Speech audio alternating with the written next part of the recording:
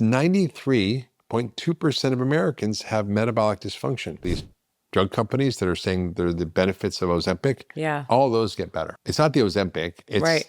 it's the diet. So it basically does come down to what you eat, your food, and Yeah. how much you eat of it. Do you feel like you are aging backwards? I implemented a whole bunch of treatments, and I redid the test at 64, and I went backwards 4 years. So now I'm 39 biologically. Are you kidding me? No. So what did you do different in those few years? All right, you guys, this is a big treat for me. I wasn't just saying that on the story, the Instagram story.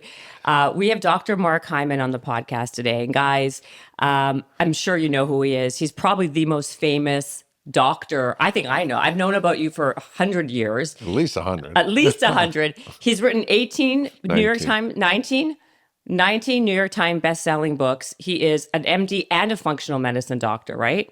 Same thing, yeah. Same thing. Well, I mean, you have the both. You have the Eastern and the Western. Well, functional medicine is fully Western. It's fully science-based. It's not, acupuncture and Ayurveda. I can explain that if you want. Yeah, well, only explain it because people always, I know it's maybe changed a little bit in terms of the perception, but like people are like, oh, I'm an MD or I'm a whatever I am. But I want to go on about all your accolades. The biggest, by the way, is he walked in, he looks like he's like 30 years younger than he actually is. So everything you're doing, I need to know about it. It is unbelievable. He's like a fountain wealth of information. So I don't even know where to begin, except for what are you doing every day to look this good, this young? You are like, you are a walking longevity poster child. He'll only be 113 next week. So it's really. No. But do you mind saying how old you are? No, I'm going to be 65 in a month. Yeah. And do you feel like you are aging backwards? I am actually. I just, in the last 2 years, I did my biological age test, which is measuring your DNA methylation, which looks at your epigenetics, which is how your genes are controlled, and they're influenced by your environment and your lifestyle. So they're highly modifiable. You can't change how old I am on the birthday calendar. Right, on this birth but I can certificate. change what's going on under the skin. Right. And so when I was 62, I did my biological age test, and I was 43, which I thought was pretty good. And then I did a whole bunch of things over the last few years. I wrote a book called Young Forever, which helped me actually get deeper into the science of longevity. And I implemented a whole bunch of treatments, and I redid the test at 64, and I went backwards 4 years. So now I'm 39 biologically. Are you kidding me? No.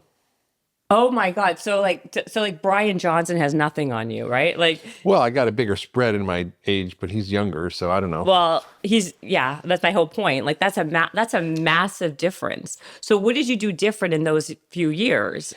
Well, I ramped up my strength training, my protein intake. I increased my intake of a number of compounds that have been well researched around longevity, like urolithin A and NMN, and I did also a whole bunch of senolytic herbs and treatments like fisetin. I also started to do various treatments like plasmapheresis. I started rapamycin. I did a whole bunch of things that I think are still in the research phase. So I'm my own guinea pig. I don't necessarily recommend them to all my patients or anybody just to try it, but I'm always willing to sort of put myself out there and see what happens. So I was like, wow, that's pretty good. Wow. Well, okay. So you said a bunch of things. So urolithin A. I was told by them actually that it actually helps to build muscle after 30 years. Is that true? Yeah. So it's a fascinating story. We backing up a little bit. As I began to dive into the research around longevity, it was really clear to me that there was a biological system that we all have that's all built in from basically worms and yeast organisms all the way to humans that are conserved, that are survival pathways, that are pathways designed to heal, regenerate, repair, renew, and upgrade our biology. So whenever we had stresses and we were starving, when we didn't have enough food or we had too much this or that, our bodies learned how to adapt in a way that made us stronger. And so I call these the longevity switches. And they really only recently have been mapped out. And how they interact has been mapped out. and what affects them has been mapped out. And they're part of what we call the hallmarks of aging, which are these fundamental things that go wrong as we get older that underlie all disease. So if I said to you, what are the biggest killers in the world? You'd say, oh yeah, heart disease and cancer. And I said, well, if I had a magic wand and I could just get rid of heart disease and cancer from the face of the planet, how much longer would we live? Well, probably only 5 to 7 years longer. But if we address the root causes of aging itself, which is not a normal phenomena, like the process of getting older, we can't do anything about on the clock, right? I was born a certain date. I'm getting older every year. But the biological process of aging, in the way we experience it in the West, is not normal.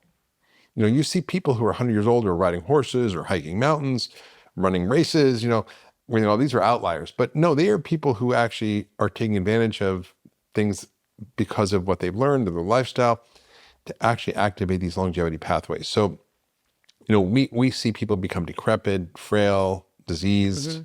People spend the last 20% of their life in poor health. Their health span is shorter than the lifespan, meaning they are okay for a bunch of their life, and then they get sick, and the last 20% of their life are spent with chronic disease, which is affecting so many people now. And when you address these hallmarks of aging, these fundamental mechanisms that we can talk about, you actually can extend life by 20 or 30 years, right? So imagine for me, that would be maybe getting to 110 or 120, right? So maybe 40 years. So we're now discovering what those are. There's been billions of dollars now spent on aging and longevity research. It was a neglected science. It wasn't even something that people thought of studying. It wasn't considered a problem, but it is. Yeah. Like the decline, decrepitude, disease, frailty that happens as we get older is not an inevitable part of aging. It's a consequence of bad inputs that cause our biology to malfunction that we think is normal. I was under the. I'm sorry. I don't mean to interrupt you. Continue. So just at a high level, these longevity switches are part of these hallmarks of aging. And one of the key pathways is we call in longevity sort of hallmarks of aging is deregulated nutrient sensing, which is a big mouthful, but essentially it means how our bodies regulate different phenomena that have to do with what we're eating.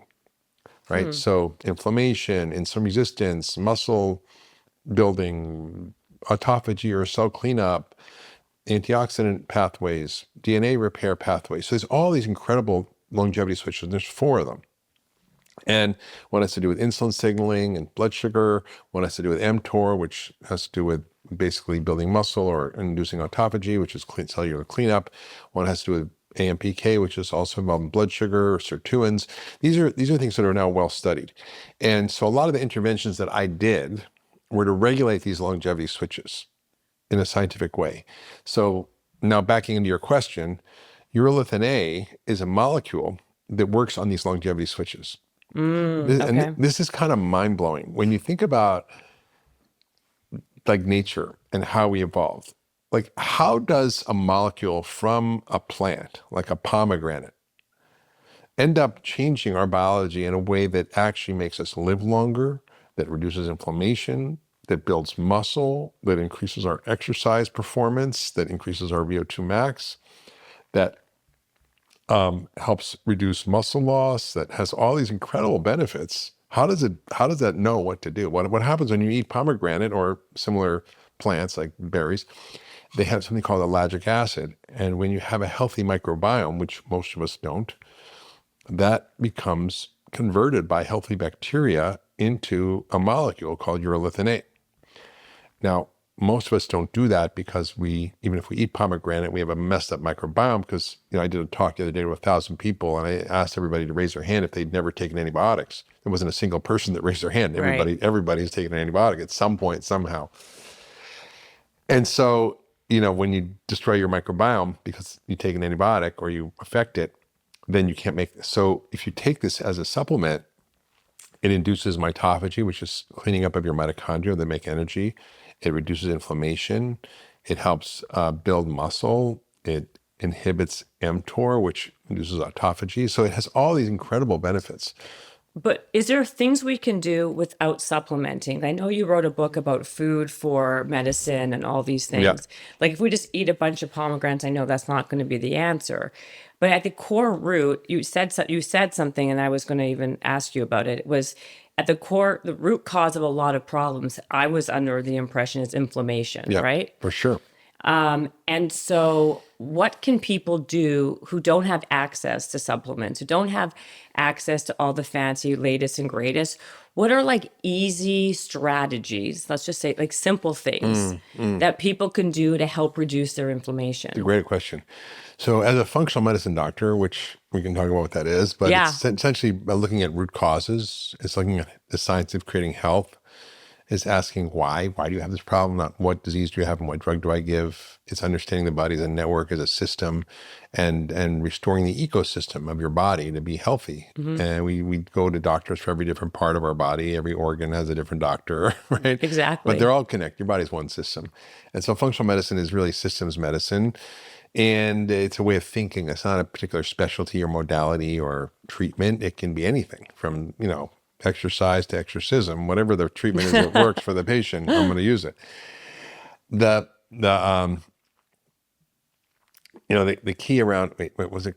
The question is more. The question is like, how can we reduce Reduce inflammation. Okay, inflammation? yeah. Okay. So in functional medicine, the framework really that we use is looking at these fundamental systems that go wrong. And one of them is our immune system. And inflammation is really the underlying biology of almost all chronic diseases and most diseases, including obesity, diabetes, heart disease, cancer, dementia, autism, depression, autoimmune disease, allergies, gut issues. I mean, the list goes on. Right. Skin problems. It's all inflammation.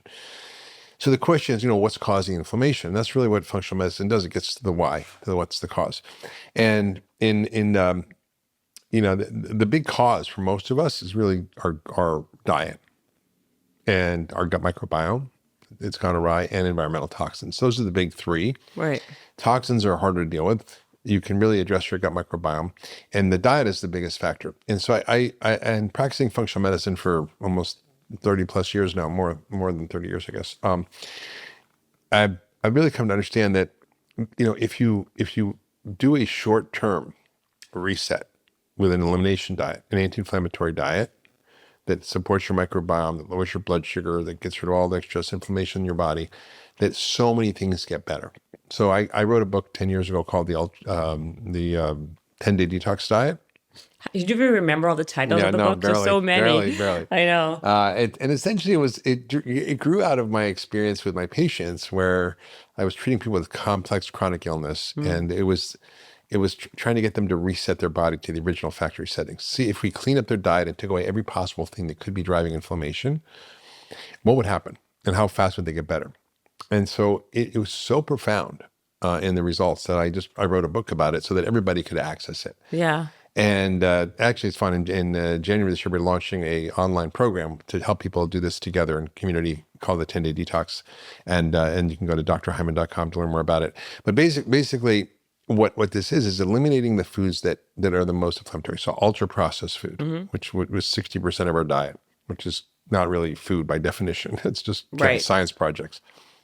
Sugar and starch, which are really the drivers of so much inflammation in our body. Gluten and dairy, which are the other two big factors. And also we get rid of grains and beans. Not that they're bad, but for some people they create inflammation, and it's like just trying to get everything off rather than Right. just doing incrementally. What do you do? There's a Do you do it one at a time or everything together? No, everything together, because people do. Oh, I'm just going to like do one thing and then see what's happening. Do nothing. But if you have 3 or 5 things that are bothering you, you just take out 1 or 2, you're not going to feel better, right? Right. There's a rule in functional medicine called the TAC rules by my mentor Sidney Baker. Basically, if you're standing on a TAC, it takes a lot of aspirin to make it feel better. So take out the TAC, get rid of the cause. And if you're Yeah. standing on 2 TACs, taking one of them out doesn't make you 50% better, right? So Right. if you're allergic to gluten and dairy, or you have sensitivity to gluten and dairy, and you take out gluten, you're not going to get 50% better because you're still reacting to dairy. Right. So this diet is really a way to reset everything. So it's basically protein, veggies, lots of good fats, nuts and seeds, berries, whole foods, delicious, non-deprivation diet, not a calorie restriction diet. You can eat as much as you want. And what happens is in 10 days is remarkable. in terms of inflammation. Not only do people lose a ton of fluid and weight and inflammation, but they have a reduction in all symptoms from all diseases by between 60 and 70%. Whether there's a migraine or irritable bowel or depression or joint pain or headaches or whatever it is, congestion, sinus issues, it's remarkable how fast it works to just get inflammation out of your system. So you can just do this food base, and after 10 days, you'll know. Now, if you don't get better, there's something else going on. You could have Lyme disease, you could have mold exposure, you could have metal toxicity, you could have severe gut issues that need to be treated more directly, but most people will get a significant improvement. So what are they eating instead? If they're taking out, that's like everything. If you're not eating Not dairy, taking everything. gluten, No, you're. what are you eating? Air? Drinking water? No, you eat what basically, you asked how I'm like, look what I look like. So what do you, tell me what you eat every day. Yeah. In the morning, what are you eating? In the morning, I have a protein shake, usually after a workout. What do you put in the protein shake? Well, I use goat whey, which is dairy, but it's a very low inflammation type of dairy. But you can use other forms. Goat whey. Yeah. Where do you get this from? Amazon. Really? Yeah, regeneratively raised goat whey. There's Mount Capra. There's Naked Goat. There's a lot of brands out there. And what's the benefit of goat whey versus regular? Regular whey. Regular whey is usually factory farmed cows, which is just criminal. Yeah. 2, it's got lots of hormones, antibiotics, pesticides they use in the growing of it. 3, it's coming from cows that are more modern cows that are hybridized to produce a certain type of casein in the milk, which is A1 casein that's very inflammatory. So goats have A2 casein, so do sheep, less inflammatory and better tolerated. So that's what I eat. But then you don't have to have dairy. You could make it with nuts and seeds and But wait, hold on. But so many questions. I mean, there's so much information. Okay, so goat whey. How about like what would you say compared that to, let's say, almond milk or cashew milk, alternative milk? Well, those are really just not high protein things. Protein is key. So as you get older, you need about 1 gram per pound of ideal body weight. Okay. Which is a lot more than people are eating. Right. The RDA, the recommended dietary allowance, is 0.8 grams per kilo, not per pound. Oh, wow. Yeah. Right? So it's far less. Now, you have to understand how they came up with these guidelines. These guidelines are designed to prevent a deficiency disease. So how do you not get protein deficiency? You don't need that much. How much you need for optimal health? Very different number. Right. How much vitamin D do you need to not get rickets? Not much, 30 units. Wow. Rickets is when your bones bend and you get, which is vitamin D deficiency. Yeah. How much vitamin D you need not get osteoporosis or to build your immune system or not get COVID or the flu? Probably 4,000 to 5,000, over 100 times that dose. Wow. Right. So the deficiency, the numbers for the recommended dietary intake or allowance are based on deficiency disease. How much vitamin C do you need to not get scurvy? Not what you need for optimal health. Right. Optimization and deficiency is very different. Very different, right. And so protein is really key, and you need bioavailable protein, especially as you get older. You need a certain amount of an amino acid that stimulates one of the longevity switches called mTOR to make muscle. Muscle is the currency of longevity. Mm-hmm. Without muscle, you become frail and weak and disabled. The reason people end up in nursing homes is not because they're sick. It's because they can't tie their shoes or get up out of a chair or get up out of bed. Right. Right? Mm-hmm. It's because they've lost muscle. If you don't do anything, you will lose muscle steadily and progressively every year, starting in your 30s. Right. So you got to get on it. And strength training and protein is the magic sauce. So you got to do that. Yeah, you got to do that. That's my breakfast. So, what are you putting in it? You're putting I put in my whey protein. I put in MitoPure, actually the pure lithin A. Oh, okay. I put in creatine, which helps build muscle. I also put in nut milk like macadamia milk. I put in berries and then blend it up. Every day. Every day. Do you eat eggs? I eat eggs. So, for example, when I'm traveling, I'll eat an omelet or I'll have eggs. So that'll be my breakfast. So I'll have more other proteins in the morning. And then, lunch and dinner can be like just tons of veggies and protein. So like lunch, I can make a salad. It's really quick. I can make 3 meals in half an hour total. So like I'm busy. I got a lot going on and I like to cook. So my shake takes me 3 minutes in the morning. All the ingredients are there in my kitchen. Make it easy. Set myself up for success. Right. Lunch, I'll get pre-washed arugula.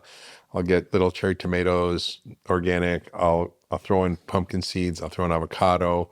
I'll throw in olives. I'll throw in a can of wild salmon or mackerel or have sardines as my protein, and then pour olive oil, vinegar, and you got a lot of fat. I call it my fat salad. Yeah. So lots of fat and lots of veggies, different cucumbers, whatever you want, and carrots. And then dinner is usually a piece of protein and regeneratively raised meat if I can get it, bison, elk, venison, or just a regeneratively raised beef, chicken, pasture-raised chicken, small fish, and then usually 2 or 3 side dishes of veggies. So my main courses are veggies, meat's a side dish, but it's at least 6 ounces to some 8 ounces of protein, and then I'll have roasted mushrooms. I'll have usually every day some form of the cruciferous vegetables, so 2 or 3 cups of broccoli or collards or kale or Brussels sprouts, Right. and then usually like a Japanese sweet potato, like a purple sweet potato, I love and those. that's kind of what I eat. And then a little dark chocolate if I want something sweet.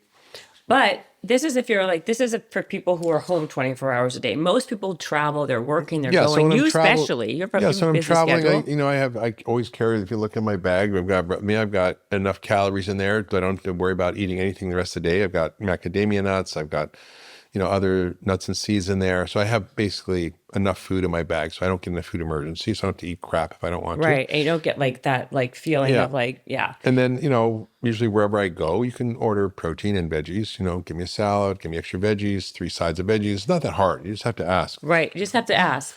What about fruit? You didn't mention No, any fruit's fruit. fine. So I have berries in the morning. I'll have fruit. And I think fruit can be fine. I think fruit juice is not good. Right. So, Of course. Yeah. you can eat an apple, but don't have apple juice. Right. But in terms of like grapes, mangoes, like things that are Well, high yeah. sugar. So if you're eating fruit, it depends on the volume, right? Especially there's like grapes and certain melons and pineapple and things like that. Bananas are higher glycemic index. So you want to be careful with those. You can enjoy them, but don't like pig out, Right. right? Well, I asked because, there's a controversy kind of because people are like, don't eat fruit because it's very high in sugar, obviously. No. Others are like, you never see a fat person who only eats fruit. But I will say, I'm a massive fruit eater. I love fruit. And I do gain weight if I eat, I love grapes. I can have 5 pounds of grapes in 2 Right. seconds. You Well, that's gain the problem. weight, That's the problem, right? right? So it's Because just the it's sugar. dose, or the dose, right? Yeah, it's all about how much dose. you're eating of Yeah. everything, Yeah, right? exactly. Okay, so let's go back then. So that's what you eat every day. That makes sense.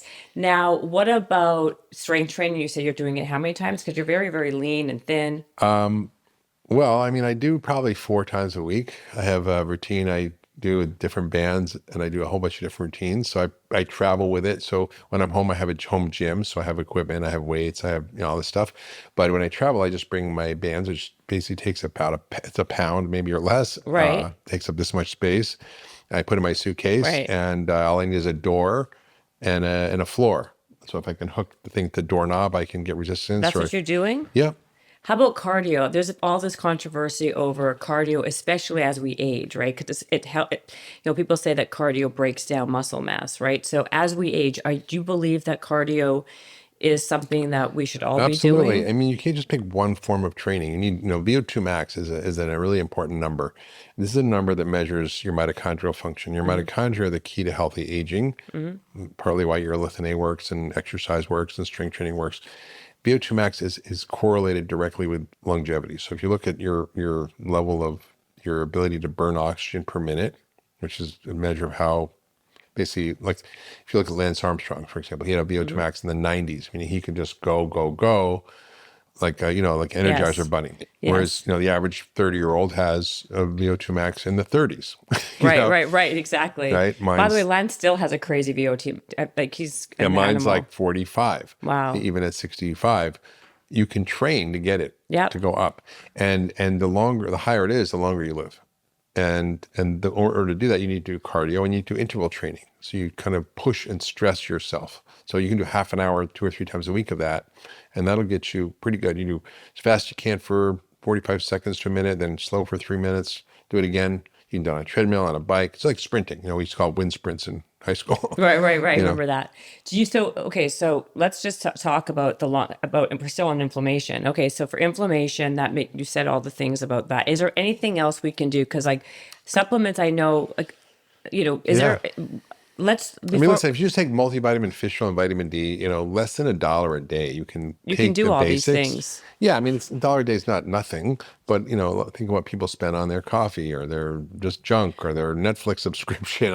All what of do you want to things. invest in your invest in your health. You pay now or pay later. Well, I think the problem is that right now we're so inundated with information, right? Especially with social media. Everyone is, everyone talks about this supplement, that supplement, do this, don't do that, do more of that. Like, and things ebb and flow and trend, right? So like things that we talked about. Remember when carbs was a thing that we should be doing and not Yeah, eating all yeah, this yeah, protein? yeah.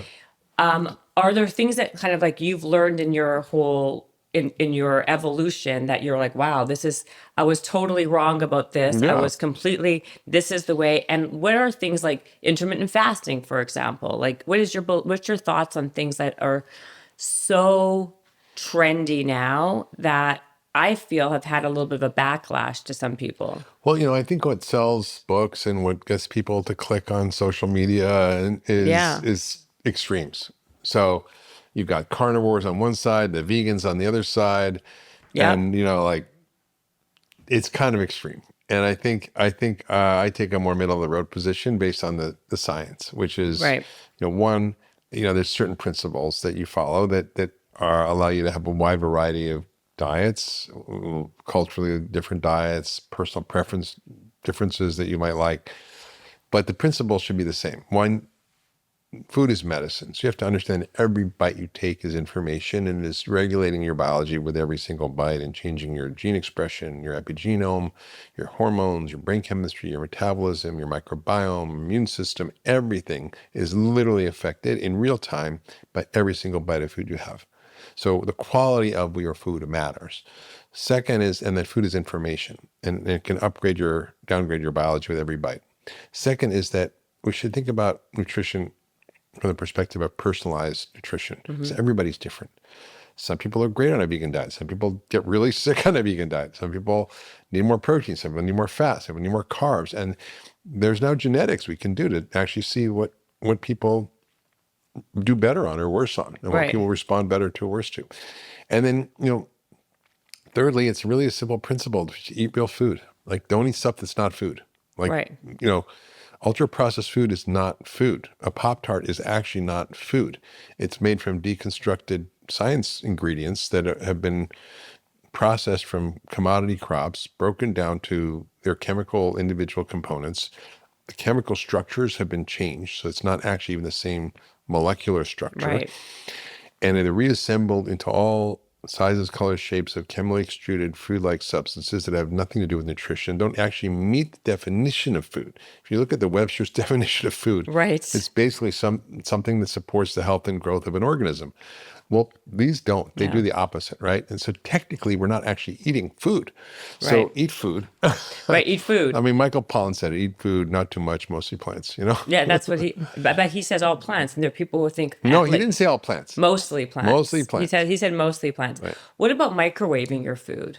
Because it changes the Yeah, molecular so there's structure. heating stuff up for a few seconds is fine, but like if you're cooking food in microwave, it's a bad idea because you get the production of something called AGEs or advanced glycation end products. Essentially, it's like think about like a crispy skin on a chicken or creme brulee. This is the proteins and sugars combining in a way that creates a harmful inflammatory compound in the body.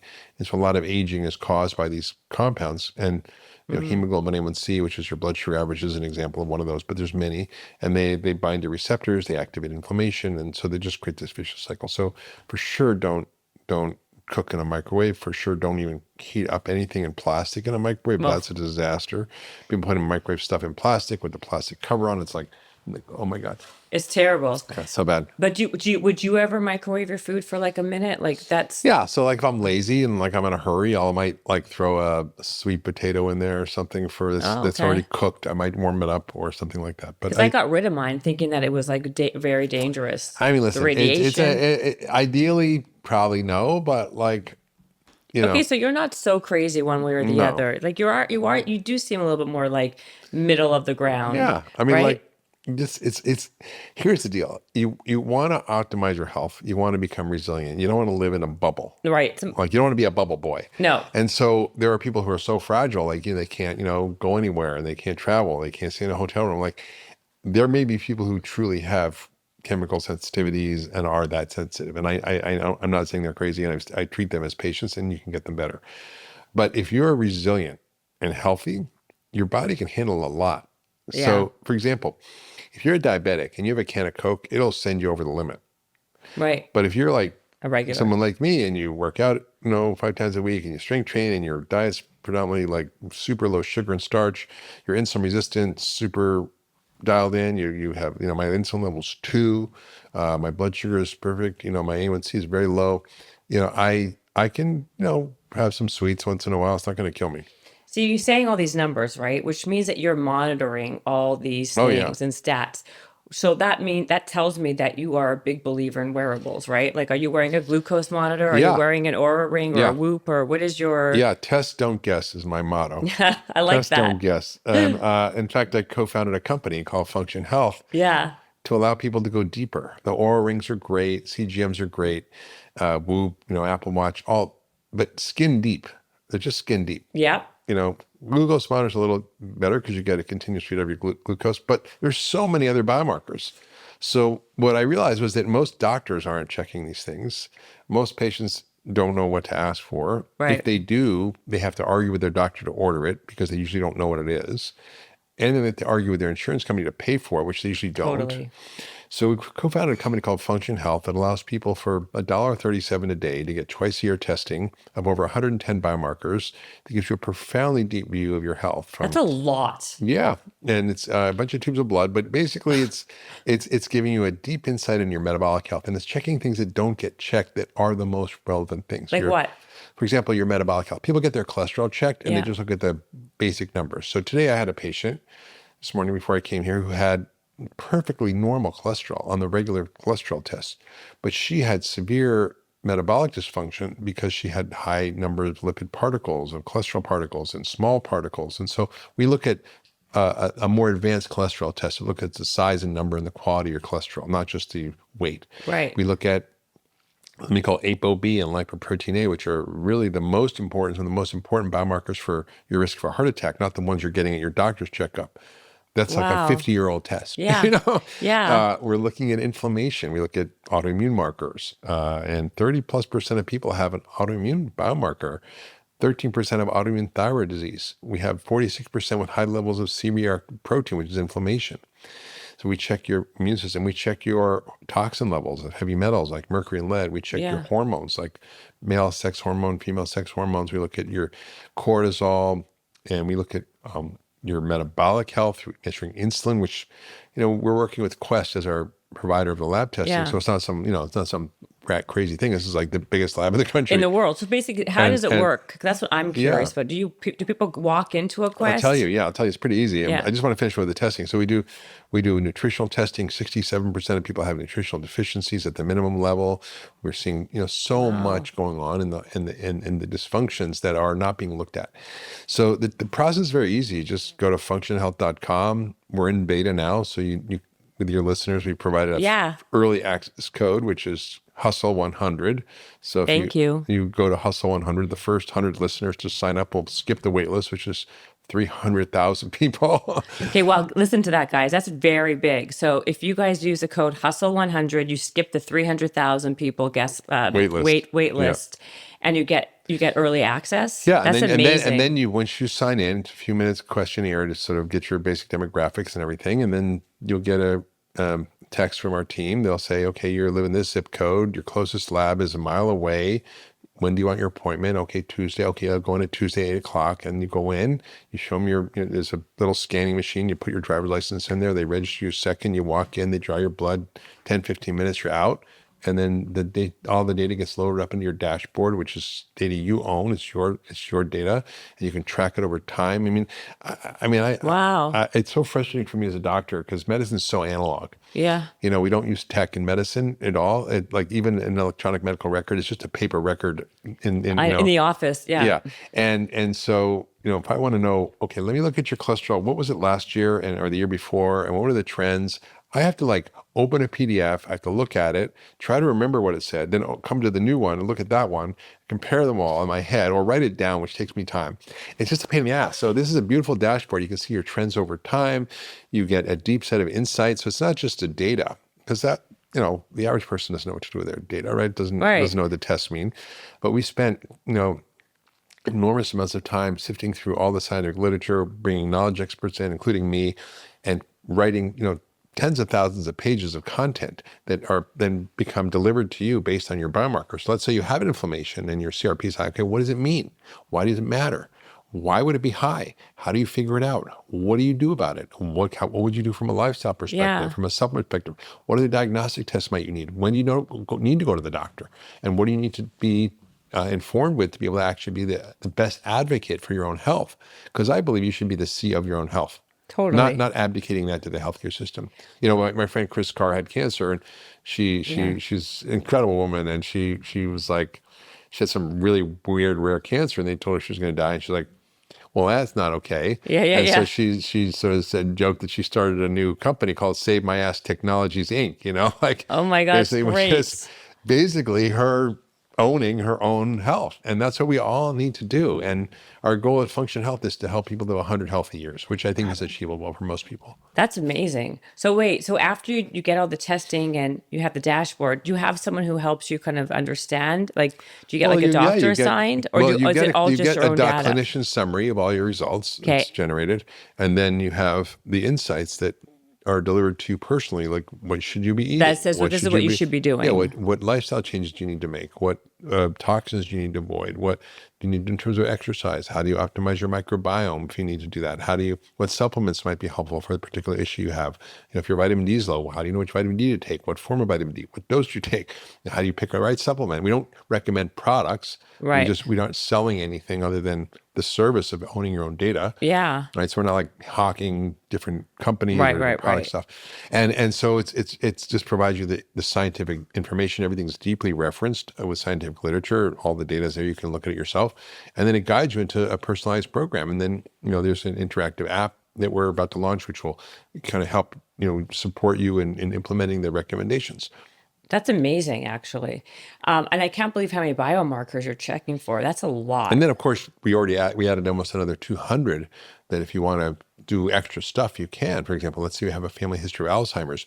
There's now blood biomarkers for Alzheimer's disease, which you don't even need a brain scan for, and you don't have to wait to have memory issues, but you can actually detect things and then do interventions that will reverse those biomarkers and normalize them. Wow. We were also measuring, for example, cancer screening. You know, we offer we're one of the biggest providers in the country of something called Gallery, which is a multi-cancer detection test using fragments of DNA that kind of come off cancer cells that you can detect in the blood. It's like a liquid biopsy, and it picks up about 50 different cancers.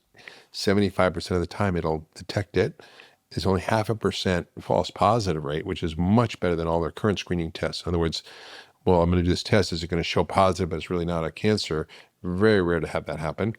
1 in 188 people who we've been testing actually has a cancer we've identified, and we've saved people's lives that they didn't even know because we pick it up early. And this detects cancer a year to 3 years before it shows up anywhere else. That, by the way, just in that alone is worth doing it. Yeah. I mean, you know, my sister died of cancer. My father died of cancer. You know, they would have not both died of cancer if they'd had this test. So you can pick up cancer. You can pick up potential Alzheimer's. Yeah. And we're doing a whole bunch of stuff on autoimmune testing, on nutritional testing, on toxin testing. We're now able to test things like PFAS, forever chemicals in your blood, heavy metals, BPA, other chemicals that are pretty I'm going to get this test. Yeah. Seriously, by the way, even before you were on this podcast, I was told about your program. Like a few people told me about it because I was told it was like way above other programs out there. Because everyone now is all, jumping on these bandwagons, right? Like personalized health, telemedicine, all the things. But yours does sound like super extensive. Yeah, it's very deep. Yeah, I mean, it's because I sort of am the kind of intel inside.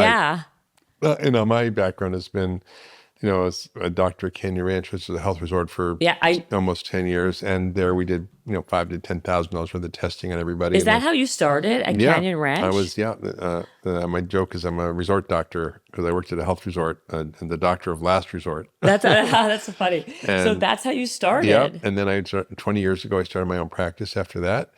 And again, had a clientele who could afford to do deep testing. And we've done really extensive testing, and I've seen millions and millions and millions and millions of biomarkers on tens of thousands of people. And so I really understand what's going on in there and things that doctors were not checking. And we're always like looking to the future. Like, what does the science say? Because in the scientific literature, this discoveries get made.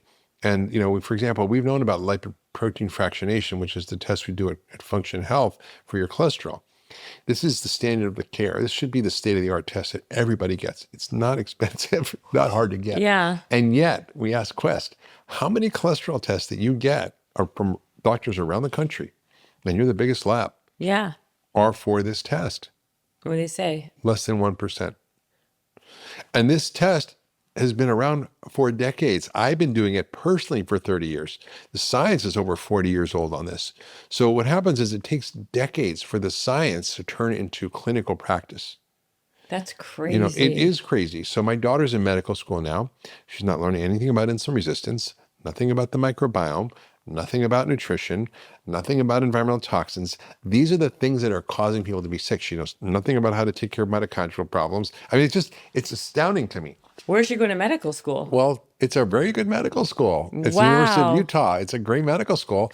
And it's pretty much what is going on because we have a pharmaceutically driven healthcare system that is in large part funded by the pharma industry. Yeah. So a lot of academic centers, they're not getting money from the government. Sometimes they're getting NIH grants, but a lot of their funding comes from pharma that is funding the professors to study a statin or study the Ozempic or study what. Yeah. Ozempic is a great example. We've got, a drug now that's like the panacea for weight loss and everything. Everybody's sort of like, we should be all taking this. And, they're studying it for everything. So they're studying it for depression, for autoimmune disease, for neurodegenerative disease, for obviously heart disease, for obesity, for diabetes. And these companies, these pharma companies are just raking in the money.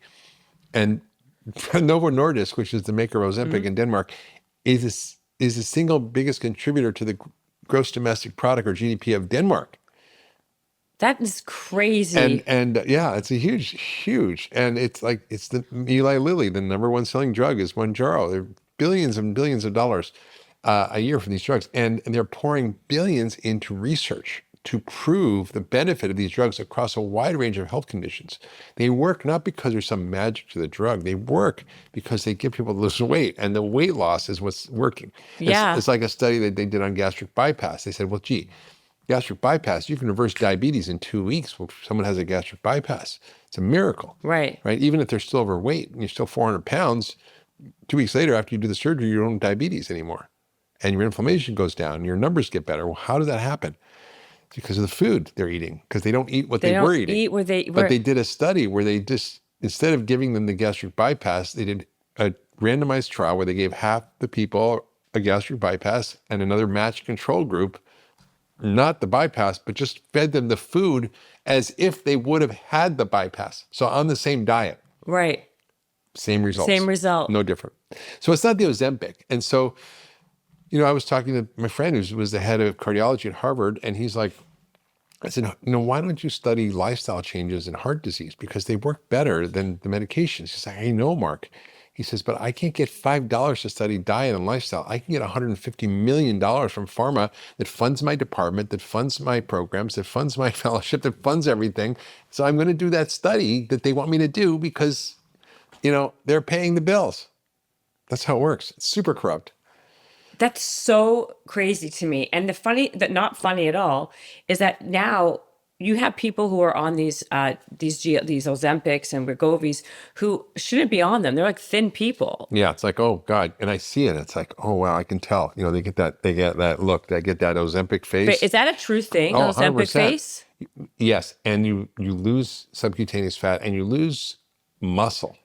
And this is a catastrophe because I think it's malpractice to prescribe one of these drugs unless that person has diet counseling and understands they need to eat 1 gram of protein per pound of ideal body weight, and they're taught how to do it. Right. And that they do it. And 2, that they commit to strength training at least 3 times a week. Because if you don't, what happens is this. You lose the weight, but up to half of the weight is muscle.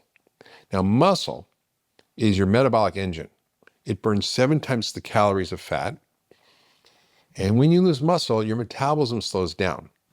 So then what happens? Then you stop the drug because of the side effects or you can't afford it forever. And then what happens? You gain back the weight. So let's say you start out and you lose 20 pounds and then you gain back the 20 pounds. When you gain back the 20 pounds, you're going to gain it back all as fat, which means your metabolism is going to be slower, even at the same weight that you were when you started, which means you need to eat less in order to just stay at that weight. So you'll gain more weight even. And it's a disaster. So there's got to be, listen, these drugs, like any drug, are a tool. You know, a gun is a tool. You can go hunt a deer and get dinner, or you can kill somebody. Exactly. Right? It's a great It's a tool. analogy. I'm not opposed to these drugs. What I'm opposed to is their widespread use, is the lack of research on other interventions that work better. And there's really clear data on this. I mean, Verta Health is a company that a friend of mine started, Sammy Inikin, that basically uses ketogenic diets for reversing type 2 diabetes. And they've scaled this up. They're covered by Medicare Advantage. They save an average of $6,000 per patient, and they've compared the results they get using that for type 2 diabetes. They reversed completely type 2 diabetes. It's pretty advanced in 60% of patients. Wow. The average of 12% weight loss, which is an astounding amount of weight loss. And they have a 100% get off the main diabetes medication, almost 90+% get off insulin or dramatically reduce their insulin. And all the lipid biomarkers improve. And all the secondary things that are being measured by these drug companies that are saying they're the benefits of Ozempic, all those get better. It's not the Ozempic, it's the diet. It's the diet. So it basically does come down to what you eat, your food, and how much you eat of it. It's not how much is not as much of an issue. It's really the quality of what you eat. The quality. Because if you eat the right food, you can't overeat. In other words, if I said, I want you to eat 10, 12-ounce steaks, no way. If I said eat 10 avocados, no way. If I said eat 10 chocolate chip cookies, no problem. If I said eat a quart of ice cream, no problem. And, that's true. And our bodies, when we eat the stuff that's not really food, doesn't know how to regulate it. And the studies that have been done on this, the NIH study by Kevin Hall looked at this very carefully. He did a crossover trial where he took it. Oh my God, how did that happen? Sorry, I'm going to cut that out. Go ahead. So Kevin Hall from the NIH looked at this very carefully, and he did what we call a crossover trial, which is one of the best types of study designs, where he took the same people, gave them a diet, and then let them have a break, called a washout period, and then give them another diet for a few weeks, and then measured what happened.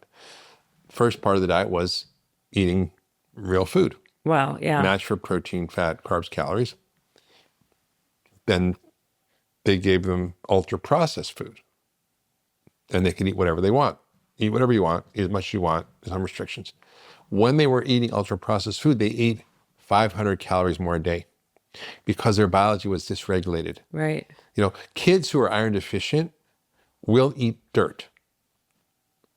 The body is going to crave more food and want more food because it's looking for nutrients. But we're looking for love in all the wrong places, right? Yeah. And so what happened is that you get dysregulated. And when you think about that, 500 calories a day in a week is 3,500 calories. That's a pound of weight gain. Yeah. If you don't offset it with exercise. In a year, that's 52 pounds of weight gain if you eat ultra-processed food. Why is America the fattest country in the world? Like we have 75% of us that are overweight, 42% are obese. It's increased, fourfold since I was born. And you've seen diabetes increase 400%. I mean, it's in the last 30 years. It's insane. And, the metabolic dysfunction, even if you're not overweight, because you could be skinny fat. In other words, you look thin, but you're actually fat on the inside. Right. Your percentage is fat. Yeah, your body fat, where the fat is, if it's in your belly, visceral fat. That's 93.2% of Americans have metabolic dysfunction. That means that 6.8% of us are healthy. And what does that mean? That 93.2% has either high blood sugar, high blood pressure, abnormal cholesterol, all, by the way, caused by too much starch and sugar in our ultra-processed diet, or they've had a heart attack or stroke, or they're overweight. So that is unbelievable. Yeah, it's unbelievable. And so, we're killing ourselves. And the costs are staggering. I mean, the U.S. government pays 40% of the national health care bill, which is now $4.9 trillion. Probably a good $2 trillion of that is totally preventable and is now being added to our federal deficit every year. And imagine what that $2 trillion can do for the economy, what we could do with social programs, how we could improve our infrastructure, how we could improve so many innovation, how we could fund different kinds of research. I mean, we're basically wasting that money. And most people don't realize that. You know, it's 1 out of every 3 taxpayer dollars is for healthcare.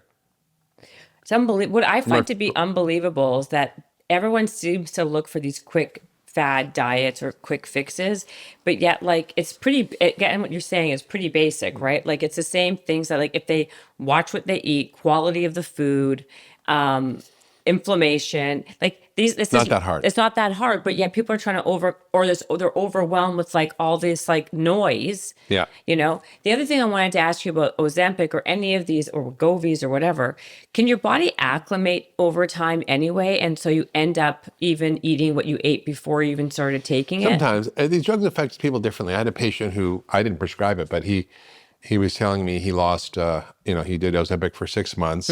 He lost 2 pounds. It didn't really make him feel great. He had all these side effects. He switched over to what I told him to do. He lost 60 pounds and he's reversed his diabetes and, he's on his way back to full health. You keep on saying patients. Do you still see patients? Yeah, I saw 2 this morning. I had a whole patient day yesterday. Yeah. So you actually still see I'm a like doctor, one of, yes. But this is about like the big, I don't just play one on TV. No, you don't just play. No, why? Listen, this is very refreshing. I thought of all the people, of all the doctors, you wouldn't have time because do you know how many times I've seen doctors sit in the same chair you are and they're doctors. Yeah, I guess they have a certificate, but they don't practice. They write books and they like to do media and they like to do all these other things. It keeps it real. It keeps you humble. Right, but people don't like to do it. Like it's impossible to find. Like the big joke is, I can't find a doctor. I love it. I mean, I love taking care of people. It's it's amazing. You actually are like. Would you take another patient? I need a doctor because there is such a shortage of doctors. I know. Like, what is the waiting list for that? Like, do you have like a crazy waiting list? It's tough. I wish I could see everybody. I really wished. I mean, it's the heartbreak of my life, and I can't tell you. I probably get 5 to 10 texts, emails, requests every day. Oh, easy. My mother this, my friend this, I'm sick this. And like people who are close to me. And I'm like, I just wish I could help everybody. And I can't. And so that's really why I co-founded Function Health. Right, to give people to take what I know and make it accessible, not to a few hundred or 1,000 people, but to millions and millions. We have an 8 billion person problem. That's exactly true, and right. what we're creating at Function is something that is revolutionary. It's why we're the fastest growing healthcare company in the world. We're creating something called medical intelligence. You have ChatGPT and all this, but think about where you take all your own data and all your data is sorted through with the use of technology. Because now we can process, I mean, just in your microbiome alone, there's 100,000 terabytes of data. I don't even know what a terabyte is, but it's a lot of information. It's a lot, I guess, yeah. I was gonna say. So no human mind can comprehend all that. So we're able to take all this data and actually understand what's happening to you and input it all into the system and then gives you a predictive model of where you are in the trajectory from wellness to illness, because things don't happen overnight, right? For example, we were measuring some of these Alzheimer's tests like p-tau 217 or AD4240 or neurofibrillary light chain. There's other biomarkers. And we're now able to see from a blood test that you could be developing early cognitive injury, brain injury, that you don't even know about because you're not symptomatic. You can tell with brain imaging up to 30 to 40 years before you get Alzheimer's that you're starting to get trouble in the brain. But now with these blood tests, we can detect it. And then you can do something to intervene and actually reverse that trajectory. That's never been possible before. So how is it even possible? I thought there was no cure that you couldn't, so can you give us a couple? Well, there is. Of course there is. I mean, Like what? Give us some things that we can do for our brain health, this is not brain my fog. opinion. This is actually fact. I mean, if you look at the studies being done out of Europe, the finger trial, the pointer trials. These are large-scale clinical trials using aggressive lifestyle intervention, risk factor modification, and actually showing not just slowing down or delaying the progression of Alzheimer's, but reversing cognitive decline. How can we reverse Alzheimer's? What you eat. I mean, exercise, stress management, sleep optimization, the right nutritional optimization, hormone optimization, addressing all the root causes, toxins, the gut microbiome. I mean, it's a process. It's a deep involved process. And I've written a book about this called The Ultra Mind Solution about 15 years ago. It was way ahead of its time, still ahead of its time. And colleagues of mine like Dale Bredesen have taken that and really upgraded it. And he's got a recode program now. He's written a book called The End of Alzheimer's, which talks about the root causes. This is not just happening in a vacuum. It's not just a random event. Why have we seen Alzheimer's increase by 150%? Why? Tell us. Why? Because we have this shitty diet, right, which is sugar. I mean, they're calling Alzheimer's type 3 diabetes now, which is insulin resistance. Why we have 93% of the population have some degree of insulin resistance. But why? This is what I don't understand. Toxins, environmental toxins. There's more education out than ever before, right? We're more educated. You'd think like there's information out there. How is it instead of getting less obese, we're getting more obese? Instead of getting healthier, we're getting more sick. When we are overloaded with people and information, like the health industry, longevity industry, it's $1 trillion business. Yeah, we live in a toxic cesspool of food and toxins. I mean, it's just the truth. I mean, the food industry has produced a food that is making us sick and making us die early, and we also have completely unregulated environmental toxins that in the society that people are just polluted. You know, if we were food, we wouldn't be safe to eat as human beings. We're so polluted. Why is it different here than the UK? Well, in other countries, they don't allow the same ingredients. I mean, you might have heard the recent kerfuffle about Kellogg's, and these are friends of mine. I was going to ask you about that. Yeah, I mean, like, you know, it's ridiculous. Like in Europe, they have regulations. They have something called the REACH legislation in the European Union, which limits the use of chemicals. So here, the way it works is if you're a company, you get to use whatever you want, and you get it approved as generally recognized as safe. And then you only get to have it taken off the market if it's shown later to be harmful. So innocent until proven guilty. Wow. As opposed to, you have to prove this is safe before you put it in the food. For example, trans fats is a great example. Right. Crisco was invented in 1911. Shortening. Yeah, I remember it. You know why they call it shortening? No, because it shortens your life. Yeah. No, that's not why they call it that. Oh, I thought that's why you call it short. Okay. No. Why they call it that then? I don't know. Oh. But anyway. That was a joke? It was a joke. Doctor joke? A doctor joke. Okay. It's like a dad joke. Yeah, it's like, I don't eat red meat. I only eat it well done. Yeah. So the reality is that the science started coming around in the 60s and 70s and the 80s. And it was just really a compelling data that it was killing people, hundreds of thousands of people a year. And the FDA still did not change its policies. And there was a scientist that was researching this for 50 years.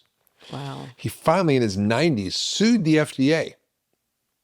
And based on that suit, they changed the regulations to recognize it as something that was not safe. So they took it off the safe list. And then they encouraged companies to remove it from the food supply. But it's still out there. And again, we should have never had that for that long in the food. So we're having, butylate hydroxytoluene and different dyes and additives and colors are added to food here, like Kellogg's Fruit Loops, that you don't get in Kraft macaroni and cheese in this country. It's got all kinds of weird dyes. And if you go to Europe, it's got, basically carrot dyes to make it orange, not weird orange, neon. All these chemicals. Yeah, which of course I grew up on Kraft macaroni. Me too, right? We all did. I mean, that was the first thing I learned how to cook.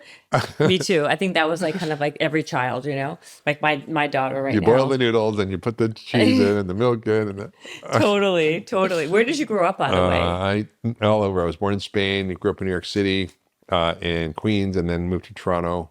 And I'm from Toronto. Yeah. You're Canadian? No, my mother married a Canadian after my parents were divorced. I meant like you grew up in Toronto? Toronto, yeah, from 8 to 18, yeah. Where? Bayview and York Mills. Really? Yeah. Oh my God, that is hilarious. Where did you go to medical school? The University of Ottawa. I'm from Ottawa. Are you serious? Does anybody know this about you? All the Canadians? So are you surprised? I have to ask you, because like when you started all of this stuff, your career, it wasn't like trendy and cool to be a doctor. It wasn't trendy and cool. It wasn't like a massive industry like what we were talking about earlier. And then it blown up to be like the hot thing. You know how there's all these different trends. We're talking about entrepreneurship, health, longevity.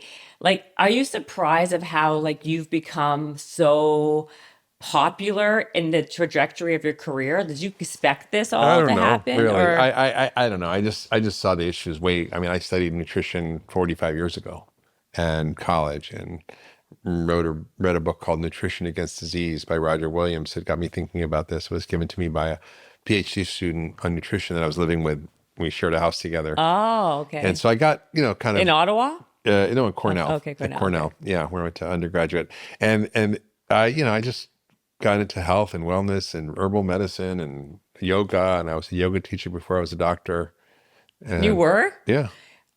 So, and also I know you're into Buddhism and all that stuff too, right? Mm. Are you still into that stuff? I mean, it definitely has very much informed my way of thinking about the world and my mind and suffering and, compassion and why we get in all the mess we get into. Right. That's a good way of putting it. What do you think about all the other modalities that can help, like meditation, all the other things that help with like lowering your, I guess your stress levels Yeah. that help with, I mean, look, functional medicine is a way of thinking.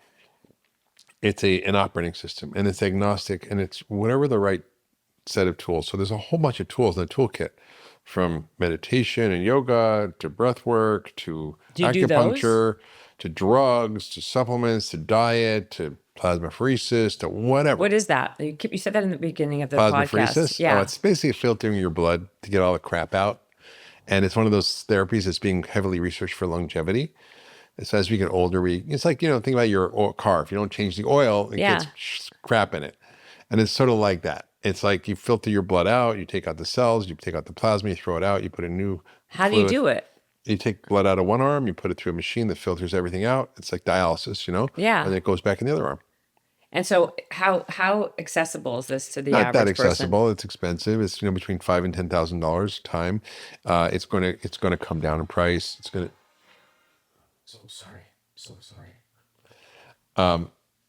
It's going to come down in price and it's going to be more accessible. And there's a lot of research going on it now. Irina Conboy is one of the leading researchers out of, the Palo Alto area in this field. And it's pretty exciting. So I think it's one of those therapies that can be used for long COVID, for autoimmune disease, for cognitive issues, for Alzheimer's, for longevity. So I think we're just beginning to understand. It's been around forever in medicine. Yeah. As a dialysis, as you were saying, like It's not dialysis. It's used seems for like- it's used for different kinds of autoimmune diseases and neurologic problems in hospitals. But this is a broadening the use of it to different kinds of indications. And I think it's one of the most exciting therapies. And I know it helped me. For example, I had long COVID, not super long because I caught it early, but I basically had COVID and I developed arthritis afterwards. My hand blew up and I felt like crap and I was exhausted and my brain wasn't working. And I just did a course of plasmapheresis and the next day I woke up and I was completely better. in one session? One session, yeah. Wow. And how long does it take to do it? Usually 2 to 3 hours, depending on your veins. An hour and a half, 2 hours, 3. Maybe. Wow. A friend of mine developed long COVID and he had a horrible gut problem and it was terrible. Yeah. Would you suggest, would this type of thing that you just said be good for all different sorts of long COVID? 100%. In fact, there's some good data out of Europe, Germany, where they looked at long COVID patients and they measured all the autoantibodies and all the inflammatory compounds before and after, and they did plasmapheresis, and then they looked at their clinical outcomes, and they found that actually it worked to actually help people recover and to reduce all these biomarkers of long COVID. Wow. Okay. And then you said something else in the beginning about what you do. You said you were riffing off a few. You said that, and so you said another thing that you do that's kind of on the cutting edge. What was that? Rapamycin? No, not rapamycin, but you can talk about that too. Isn't that just a supplement though? No, it's a drug. Oh, wait, isn't that the drug that people take for COVID though? No, rapamycin is a drug that's used for immune suppression for transplants. But in low doses, intermittently, it seems to work for longevity. So Really? So would you suggest people trying it? I don't think the data is there for the average person to take it. But like I said, I'm willing to try it on myself as a guinea pig. And if they're a longevity enthusiast and they understand the risks Is there risks? I mean, there is some risks. It can suppress immune system function if taken in certain ways, and it depends on the person. So you have to monitor Okay, anything, what was the other thing that you said that you're doing that's a little bit more unique? I don't know. Exosomes, what did I say? I don't No, remember. exosome. How about what do you think about exosome stem cells in the U.S. versus outside the U.S.? Are they different? Yeah, I mean, there's a lot of regulation in the United States that makes it difficult to get younger stem cells or umbilical stem cells. Exosomes are easier to get, Right. but still not quite regulated. And I think, it's unfortunate, but in other countries, they're doing far more advanced work than we are. Yeah. Yeah. And so, okay, so exosomes. Anything else that you do? Oh, I do a lot of stuff, exercise, take all my supplements, do all that stuff. What supplements are you taking? Oh, I take a cocktail of stuff, my multi, fish oil, vitamin D, magnesium, but then I also take a look at my longevity stack, which is urolithin A. I take Himalayan tartary buckwheat, which is incredible. This compound that has quercetin and all these immunorejuvenating properties. I take the sprout powder I put in my shake every morning. I take probiotics. I take this senolytic compound, which is a cocktail of different herbs and things like fisetin, curcumin, green tea that help to kill zombie cells. It's been shown to be Yeah. effective. Where do you get that from? A company I use called Qualia. I don't have any relation with them, but they're Qualia? yeah. I know them. Okay. I'm gonna So write that down. I'm gonna write and this I down. take NMN and I take Why NMN and not NR? Like, why don't you they're take? interchangeable. I think. Do you think they're similar? Yeah. Really? 'Cause I heard that NR, from what I understand, it gets into your cells easier. Is that Yeah, it not depends who's doing the research and making money.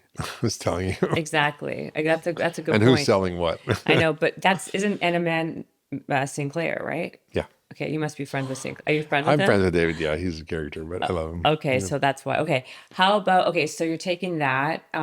What else would you say you're doing besides all those stacks? And I want a I list of think it. I think one of the killers that is really not talked about a lot is loneliness and isolation and disconnection.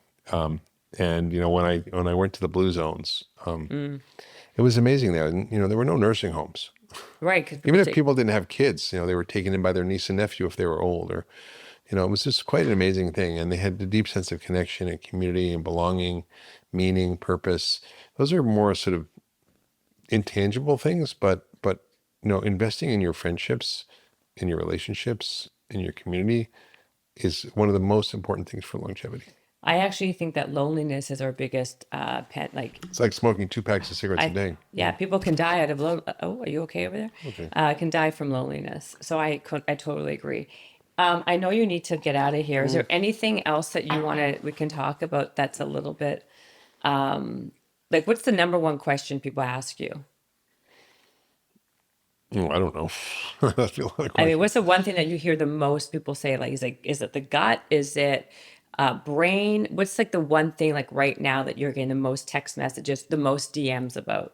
Not like you even maybe check your own DMs. I mean, it's just chronic illnesses. People have, autoimmune diseases, have So it's all mood over the place. disorders, have gut issues, people are just struggling in our traditional healthcare system. We're getting sicker and sicker. We're making more and more drugs, which aren't working, and we're spending more and more. We're getting less and less. We're now spending, more than twice any other nation in healthcare costs per capita. And we also are 48th in life expectancy. It's crazy. So I have one question. Focus and ADHD. Do you think that that's a real thing? Do you think that we can eat better to actually have a better focus, being more alert? oh my God, yeah. I mean, ADHD now affects about 10% of kids. It's something that's now diagnosed in adults. There's a lot of reasons for it. Nature deficit disorder, nutritional deficiencies, microbiome issues, environmental toxins. Nature deficit disorder, is that more like you're on your social media too much? Yeah. And You're not out there technology. playing and being in nature. And, 100%. This is why I'm asking the question, because I have kids. And I think it's a real problem. And Massive. I wrote a book about this called the Ultramind Solution, same book, talking about the brain. Oh. So how to fix your broken brain by fixing your body first, right?